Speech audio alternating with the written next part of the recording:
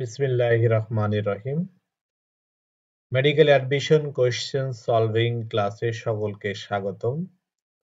আজকে আমরা dental admission টেস্টে 2022-23 শিক্ষাবর্ষে পদার্থবিজ্ঞান এর গতিবিদ্যা টপিকসের উপর যে কোয়েশ্চেনটি এসেছিল সেই কোয়েশ্চেনটি সলভ করব। শুরুতেই আমরা কোয়েশ্চেনটি দেখে নেই।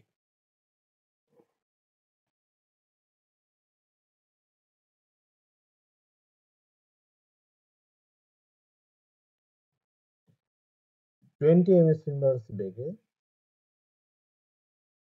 গতিশীল একটি বস্তুর বেগ 2 ms ইনভার্স হারে হ্রাস পায়।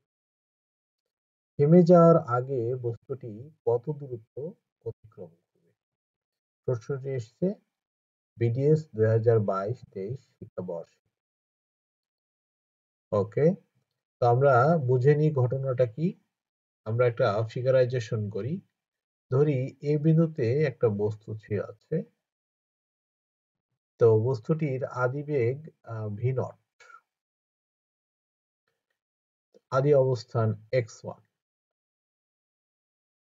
বস্তুটির উপর যদি এফ বল প্রয়োগ করা হয় তাহলে টি সময় পরে বস্তুটা বি বিন্দুতে পৌঁছাবে। ওকে, এখন প্রথমে যে বেগ ছিল তার সেটা 20 ms ইনভার্স। এই বেগে সে যাত্রা শুরু করেছে এবং সময়ের সাথে সাথে সে বেগ কিন্তু তার হ্রাস পেয়েছে।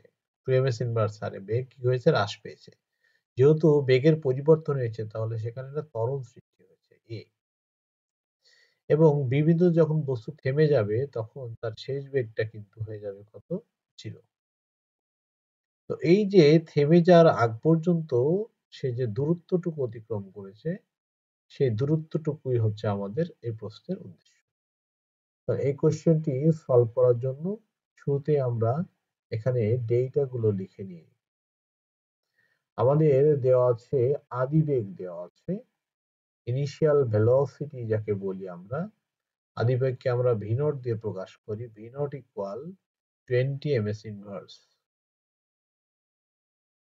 ওকে, এরপর বস্তুর যে বেগ হ্রাস পেয়েছে তার মানে ত্বরণ বা মন্দন যেটাকে আমরা বলি, সেই ত্বরণ এ ইকুয়াল, যেহেতু হ্রাস পেয়েছে সুতরাং এটাকে আমি 2 ms ইনভার্স 2 এভাবে দিয়ে দিচ্ছি। এরপর যেহেতু বস্তুটি থেমে যাবে, প্রশ্নটি থেমে যাওয়ার আগে, তার মানে বস্তুটা যেহেতু থেমে যাবে তাহলে তার শেষ বেগ অর্থাৎ ফাইনাল ভেলোসিটি কে আমরা ভি দিয়ে লিখি। V equal 0 ms inverse. Okay, তো এই যে শেষ বেগ 0 যখন, সেই সময়ে অর্থাৎ আদিবেগ থেকে শেষ বেগ পর্যন্ত যে দূরত্ব অতিক্রম করেছে বস্তুটি, সেই দূরত্ব এস ইকুয়াল ওয়াট। এই হচ্ছে আমাদের ডেটা।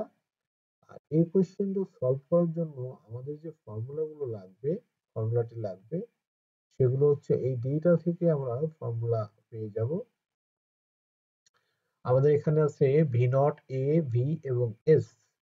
তাহলে এবং এখানে যদি একটু খেয়াল করি তাহলে আমাদের এখানে ভি নট, এ, এস, ভি এগুলোর ব্যাপার আছে। তাহলে আমরা খুব সহজে লিখতে পারি যে V square equal V naught square plus 2 S. তো আমাদের লক্ষ্য হচ্ছে এস এর মান নির্ণয় করা।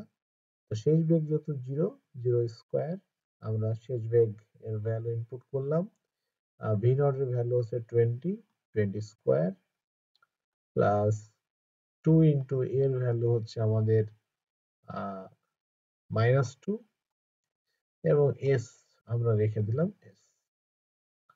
তাহলে এখান থেকে আমরা পেয়ে যাচ্ছি, আমরা যদি একটু পক্ষান্তর করি তাহলে 2 ইন্টু 2 -4s, তাহলে এপাশে গিয়ে হয়ে যায় পজিটিভ 4s, আর এপাশে পাচ্ছি আমরা হচ্ছে 20 কে স্কোয়ার করলে হয় আমাদের 400। এখান থেকে আমরা এস ইকুয়াল লিখতে পারি 400 ডিভাইডেড বাই 4 ইকুয়াল 100 মিটার, 100। অতএব এস ইকুয়াল আমরা পাচ্ছি হচ্ছে 100 মিটার। এটা হচ্ছে আমাদের অ্যান্সার। তাহলে আমরা পেয়ে গেলাম যে থেমে যাওয়ার আগ মুহূর্তে বস্তুটি যে দূরত্ব অতিক্রম করছে সেটা হচ্ছে 100 মিটার দূরত্ব অতিক্রম করছে। এই হচ্ছে আমাদের উক্ত প্রশ্নের সমাধান। সুপ্রিয় শিক্ষার্থীবৃন্দ, আশা করি তোমরা এই সমস্যাটির সমাধান দারুণভাবে পেয়ে গেছো এবং আমি যে স্টেপ বাই স্টেপ ফলো করেছি এই সলিউশনটা সমাধান করার ক্ষেত্রে এবং এখানে যে চিত্র দিয়ে বুঝাই দিয়েছি সেটাও আশা করি বুঝতে পেরেছো। যদি কারো কোনো কনফিউশন থাকে অবশ্যই জানাতে দ্বিধা করবে না, কমেন্ট বক্সে জানাবে এবং তোমরা কি ধরনের ভিডিও পেতে চাও সেই টপিক সেই চ্যাপ্টারগুলো তোমরা কমেন্টে আমাদেরকে জানাবে। পরবর্তীতে আমরা সেই অনুযায়ী ভিডিও আপলোড করব। সে পর্যন্ত ভালো থেকো। ধন্যবাদ।